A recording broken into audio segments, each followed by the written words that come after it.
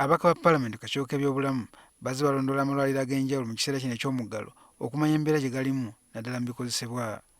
Bano batuuseko mu bizinga by'e Buvuma gye basanze embeera eraliikiriza. Disitulikiti y'e Buvuma erina ebizinga ebisukka 50. Ekyatuta ababaka bano kwe kwekenneenya ebize byogerwa ababaka bakiikira ekitundu kino ng'embeera mu malwaliro gano bw'eryembi ddala. Bino byonna bikaddekadde, kale gavumenti webeetuwa etuwongere ebitanda n'emifaliso kuba eno wodi yaffe yonna yino mbi. Sawo batono ate abalwadde bangi nnyo bakoowa. Twagala gavumenti etuyambe etuwe ebitanda etuwe emifaliso. Abasawo bakola ogwabwe ne bakubuulira nti talina musaayi naye nga kikwetaagisa okuba nti olina omupakira omuteeka ate mu lyato omufulumyemu omutwala ebuyukwe oba ejjinja. Ku mazzi kitwala essaawa nga 2 naye amafuta go bakugamba nti sasula amafuta kiba mu mitwalo nga 3 ku 35. John Bujja omu ku bajjanjabi mu ddwaliro ly'e Buvuma Health Center 4 ategeeza nga bafiiriddwa abaana bangi mu kiseera kino eky'omuggalo nga kiba ku butaba na bikozesebwa. Mu biseera bino ebya lockdown byokka tufiiriddwa abaana basukka mu 30 naye nga baweddemu buggwe musaayi. Oluvannyuma lw'okulwala omusujja baggwamu omusaayi ne bafa.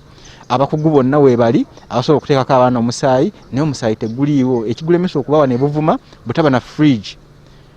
Ono era agamba nti balina naggwanika we bateeka bafudde. Lumu twafiira wano twafuna accident ne bafa naye ng'ate omufu yeebaka n'omulamu gw'ejjanja. Omufu yeebaka n'omulamu gw'ejjanja. Ekifo kyali kirungi.